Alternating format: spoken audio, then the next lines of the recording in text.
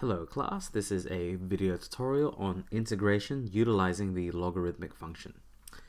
Recall when integrating reciprocals of functions, we use index laws to convert to negative indices. So for example, if we had 1 on x, we just let this be x to the power of negative 2. Integrating this, it becomes negative x to the power of negative 1 plus c. Likewise with this, 1 on x cubed, we just let that be x to the power of negative 3, increasing the power by 1, so negative 3 plus 1 is negative 2, dividing by that new power, 1 on negative 2. And lastly, for this last example, x to the power of negative 4, increasing the power by 1, becomes negative 3, dividing by the new power, 1 on 3. Always plus c if it's an indefinite integral. However, a problem will occur when repeating this method for y equals 1 on x. So let's take a look here.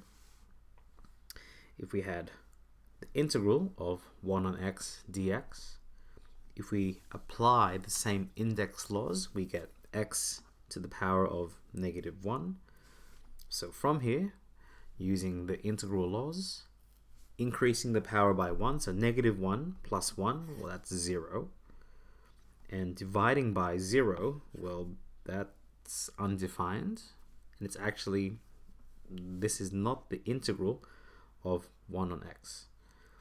But however, since we know that the derivative of ln of x is 1 on x, we can see that since the reverse of this would be true, so since derivatives and integrals are reverse, if we reverse this, it must be the case that the integral of 1 on x dx has to be ln of x plus c, which is actually what we're going to be learning today.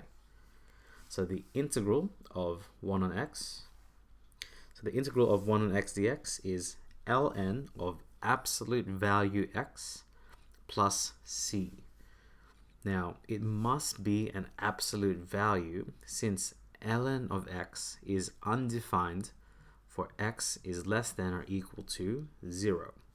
So for example, if you try typing into your calculator ln of negative 1, there is no answer for this. ln of 0 is no answer for this. ln of anything less than 0, so negative 1000, there is no answer for this. So this can only be true if x is positive and x is greater than 0. So it's undefined for x is less than or equal to 0. Now, generally speaking, this may look rather intimidating, but we'll do a few examples later on. So if we notice that the derivative is the numerator and the denominator is an expression, the integral of this is ln of the absolute value of that expression. Or just more simply, if we notice that u prime on u is what we are integrating, the integral of this is ln of absolute value u plus c for an indefinite integral.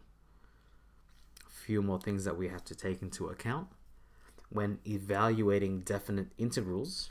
So let's say if we have the integral of, sorry, I mixed these two up, u prime on u from a to b, we have to ensure the boundaries do not cross any asymptote, as this is an undefined value. So let's take this graph as an example. So if we wanted to evaluate from negative 1 to 1 of 1 on x, notice how negative 1 to 1, if we're going from left to right, it crosses through the asymptote of x equals 0. If you really think about this, the area of this gets infinitely small, but we actually can't find the area of an infinite asymptote. Set likewise for this, because as this increases, it gets closer and closer to x equals 0, meaning that the area of that is, well, undefined. So let's get straight to a few examples here. Let's evaluate these definite integrals. First thing we should check if, well, the asymptote here is x equals 0, e to e squared. Well, there is no, this doesn't cross the asymptote, so we can continue with this integral. So for this, because it's 5, we can factor out the 5 like this, so e to e squared of 1 on x dx. Well, this is just 5 times ln of the absolute value x, substituting from e to e squared. This is 5 ln e squared minus 5 ln of e. Using some log laws, moving that 2 to the front, this is 10 ln of e minus 5 ln of e. ln cancels, leaving us with 10, take away 5. This is 5 unit squared. Actually, no. This is just an evaluation of a definite integral. We don't know if this is a proper area, so we'll just leave it at 5. Let's check again here. The asymptote for this, looking at the denominator, the asymptote is 1 minus 2x. This can't equal 0. Solving for x, we get x equals a half. So the asymptote is at a half. Checking from 0 to 4, that does not pass through the asymptote, meaning we can continue with this integral. Now, here's where it might be a little bit more helpful to do this layout here. If we let u equal 1 minus 2x, u prime equals negative 2. Oh, actually, no, let's do this as du on dx. Making dx the subject, this becomes 1 on, so negative 2 du equals dx. So I multiplied by dx divided by negative 2. Using this, I'm going to substitute my values. 1 minus 2x becomes u, so that's going to be 1 on u, 1 to 4. Dx is now going to be half du, so times negative half du. Because this is just a constant value, I'm going to factor out the negative half on the outside of 1 to 4, 1 on u du. Well, this is a nice and simple integration. This becomes half ln of u from 1 to 4, but resubstituting the u expression,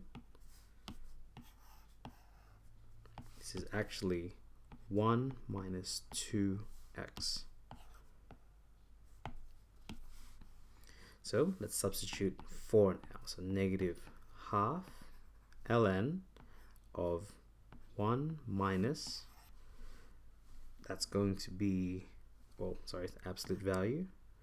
1 minus 2 times 4 is 8,